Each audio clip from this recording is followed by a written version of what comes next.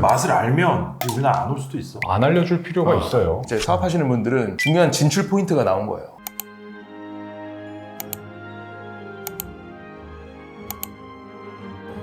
저희 촬영 오랜만인데요. 오랜만에. 휴가 갔다 오시고 뭐 하다 네. 이제 촬영하게 됐는데 이탈리아를 사실 너무 가고 싶은데 지금 애기들이 어려서 갈 수가 없어요. 근데 최근에 이탈리아에서 조금 재밌는 소식이 하나 들려와가지고 침 고이는 소식. 네. 아시는 네. 분들도 있고 모르시는 분들도 있을 것 같아서 소개 한번 드릴 텐데 그 이탈리아에 이제 요즘 수온 같은 게 많이 변하잖아요. 푸른 꽃게라는 꽃게들이 그 이탈리아 바다를 점령하기 시작해요. 노래 제목 같아. 그랬는데 이탈리아 사람들이 게를 안 먹는데요. 꽃게를 안 먹는 정도가 아니라 꽃게가 나타났다고 이제 비상사태를 선포를 했대요. 그 이유가 꽃게들이 먹고 사는 게 조개 그런 것들 먹고 산대요. 근데 이탈리아 사람들이 뭐 좋아해요? 봉골레 파스타 볶아 드셔야 되는데 홍합 이런 거 좋아. 그 조개 육수 내고 이제 그 파스타 먹고 해야 되는데 조개를 얘네가 다 먹었네? 큰일 났다 라고 이제 얘기를 하기 시작을 했는데 이 소식이 한국에 전해졌죠. 그러면 우리를 줘. 우리한테 버려. 심지어 돈을 들이면서 이걸 폐기라고 있었대요. 뭐 막 여기 기사를 보면 한 42억 정도를 들여가면서 폐기라고 있었대요. 왜냐면 자꾸 어패류들을 먹어치우니까. 우리를 줬으면 좋겠다. 그래서 몇몇 매체에서 막 조명이 됐었는데 이게 한 3일 전 정도 뉴스에서 실제로 우리 이제 수산업자 중에 한 분이 이탈리아에서 꽃게를 사오시겠다고 결정을 해서 뉴스 인터뷰를 하시더라고요. 근데 이게 비슷한 사례가 있는 게 튀니지에서도 이제 몇 년 전에 똑같이 꽃게가 갑자기 나타나가지고 그들은 또 꽃게를 먹지 않는데 얘네도 이때 폐기 튀니지도 어떻게 해야 될지를 모르다가 한국에 이제 수출하기 시작해서 지금 한국에서 들여오는 수입산 꽃게가 1위가 중국, 그리고 2위가 튀니지라고 하네요.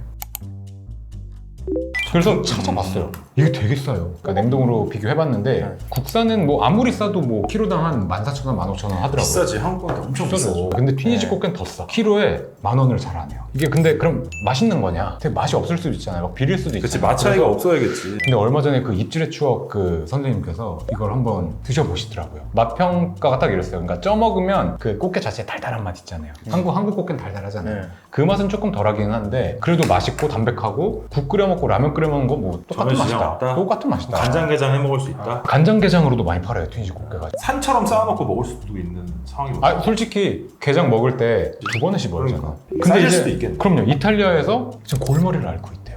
근데 이탈리아 사람들한테 고민일 거예요. 왜냐하면 이제 이 사람들은 홍합이나 이런 게 더 식재료로서 그러겠죠. 가치가 있다고 생각한다면 골칫거리지. 제 생각에는 얼마 안 남았어요. 우리가 이제 식탁에 꽃게 올리는 거 보는 순간부터 이탈리아에서도 이제 아, 근데 스파게티에 이거 꽃게 올릴 것 같은데. 근데 좀 몰랐으면 좋겠어, 이탈리아 사람.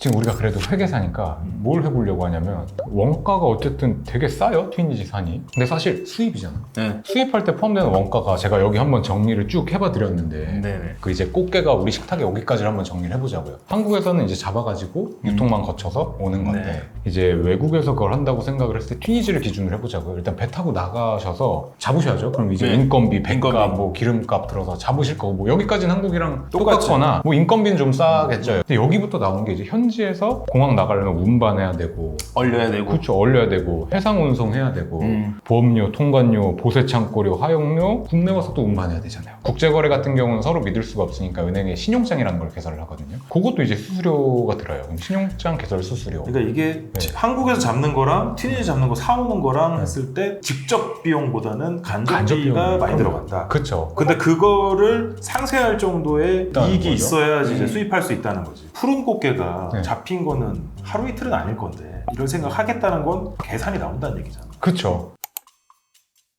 일단 계산에서 가장 큰 게 그거죠. 그 이탈리아는 안 먹으니까 버려야 되는 상황인데 한국에서 돈을 주고 사갖겠다는 거니까 팔게 되는 건데 그래서 좀 단편적으로 생각을 했을 땐 왜 이게 들어가는 원가가 훨씬 높은데 가격이 그렇게 됐을까 라는 고민을 하면서 이제 가격의 결정 요인이라는 거에 대해서 좀 찾아보기 시작을 했어요. 당연히 가격의 결정 요인에는 원가가 있겠죠. 원가가 있는데 두 번째 경쟁, 희소성이라는 요인이 당연히 들어갑니다. 한국 꽃게 같은 경우는 연평도에서 잡으시면 거의 뭐 항구에 내려놓자마자 가져가시는 거예요. 한국에서 사실 수요가 굉장히 많다는 거죠. 근데 이탈리아나 튀니지 사람들을 생각해보면 게를 잡아도 안 팔려요. 거기서는 수요가 없어. 그럼 그들이 팔 수 있는 곳은 단 한 군데, 한국.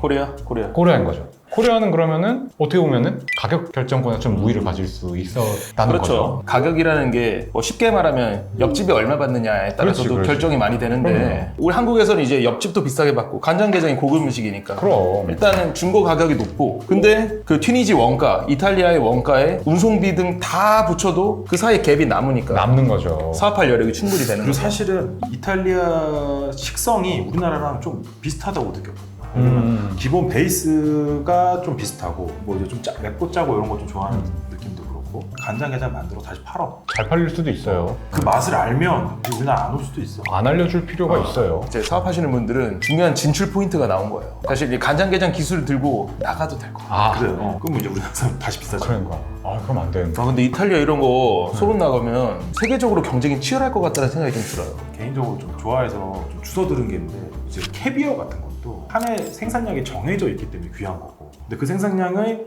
뭐 이제 어종 관리나 이런 것 때문에 통제를 하다 보니까 한 건데 이게 만약에 전 세계적으로 인기가 많아져 씨가 마르겠지 꽃게의 개체수를 정해놓겠지 그럼 가격이 치솟겠지 캐비아처럼 그때까지만 라면에 꽃게 넣을 수 있다. 그러니까.